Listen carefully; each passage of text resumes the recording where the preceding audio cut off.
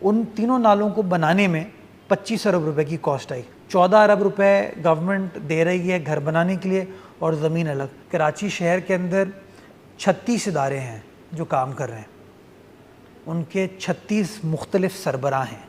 अगर कैपेसिटी है निज़ाम की 40 मिलीमीटर और उससे 6 गुना ज़्यादा बारिश हो जाती है तो उसका एक स्पिल ओवर इफ़ेक्ट आता है। क्या इस 40 मिलीमीटर की कैपेसिटी को आपको बढ़ाना चाहिए या नहीं बढ़ाना चाहिए? इसका आसान जवाब ये कि हाँ, बढ़ाना चाहिए। देखने की ज़रूरत ये है कि उसको बढ़ाने के लिए कितने पैसे रिक्वायर्ड हैं और क्या उसको बढ़ाने के लिए आपके पास ज़मीन पर जगह अवेलेबल है या नहीं है। 2020 की बारिशों के बाद ये फ़ैसला किया गया गुज्जर नाला, औरंगी नाला और महमूदाबाद नाला, इन 3 नालों को रीडू किया जाएगा। सुप्रीम कोर्ट ने अहकाम जारी किए और इंक्रोचमेंट के तौर पर वहाँ से गालिबन 6800 फैमिलीज़ को बेदखल किया गया। उन तीनों नालों को बनाने में 25 अरब रुपए की कॉस्ट आई। 2020 और 22 के दरमियान ये काम हुआ। उन लोगों को जिनको रीलोकेट किया उसको बाद में सुप्रीम कोर्ट ने कहा कि इंक्रोचर तो हैं लेकिन आप ज़मीन दें इनको, और फिर इनको ज़मीन पे घर बनाने के पैसे भी दें।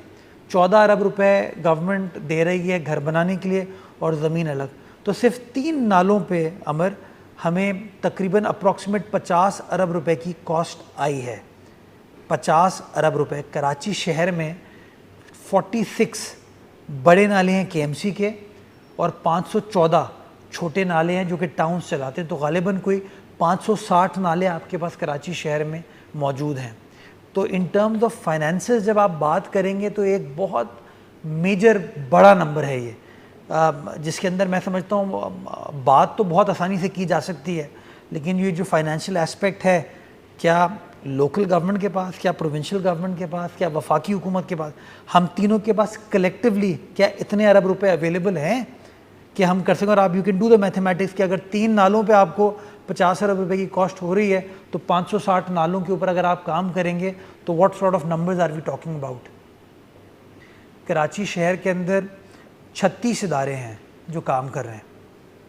25 टाउन है, KMC है, कैंटोनमेंट बोर्ड है, KPT है, पोर्ट कासिम है, रेलवेज़ है, सिविल एविएशन अथॉरिटी है। उनके 36 मुख्तलिफ सरबराह हैं और आपस में कनेक्टिविटी नहीं है। कराची शहर में मैंने बताया ना आपको, ये जो 36 इदारे हैं, तो वफाक, सूबा और लोकल काउंसिल, ये 3 टीयर्स पे हैं। तो लोकल काउंसिल में अगर आप देखें तो पीपल्स पार्टी, जमात इस्लामी और PTI तीनों की हुकूमतें हैं। पीपल्स पार्टी के 13 टाउन हैं, 9 टाउन जमात इस्लामी के हैं, 3 टाउन PTI के हैं। कराची का मेयर पीपल्स पार्टी का है, प्रोविंशियल गवर्नमेंट पीपल्स पार्टी की है, फेडरल गवर्नमेंट में मुत्तहदा कौमी मूवमेंट बैठी हुई है, उनके MNAs हैं, वो फेडरल मिनिस्ट्रीज़ का हिस्सा हैं, कैबिनेट का हिस्सा हैं। तो तीनों जो स्टेक होल्डर्स कराची शहर के हैं, चारों, वो चारों के चारों डायरेक्टली इनडायरेक्टली किसी न किसी तरीके से हुकूमत के साथ मुंसलिक हैं। तो मैं लोगों को यही गुजारिश करता हूँ, जिसका जो एरिया उसमें बैठ के अगर आप डिलीवरेंस के ऊपर फोकस करेंगे, काम के ऊपर फोकस करेंगे तो मामलात को हल किया जा सकता है।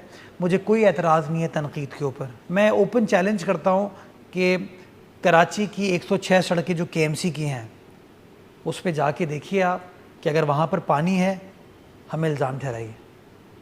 अगर उन पे पानी नहीं है तो इसका मतलब हमने काम किया है। और जहाँ सड़कों की मुरम्मत की ज़रूरत है, ये बारिशों का स्पेल जैसे ही ख़त्म होगा KMC अपनी 106 सड़कों को इंशाअल्लाह मुरम्मत करेगी। क्या जमात इस्लामी वाले अपने टाउन के इलाकों में काम करेंगे? क्या PTI वाले अपने टाउन के इलाकों में काम करेंगे?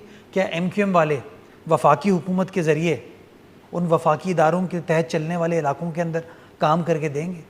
हम सब अपना अपना अगर काम कर लेंगे तो मैं समझता हूँ शहर कराची के अवाम को रिलीफ देने में कामयाब हो पाएंगे। लेकिन बदकिस्मती के साथ MQM कहेगी कि फ़लाँ काम नहीं करता, जमात कहेगी फ़लाँ काम नहीं करता, PTI कहेगी फ़लाँ काम नहीं करता, पीपल्स पार्टी कहेगी फ़लाँ काम नहीं करता।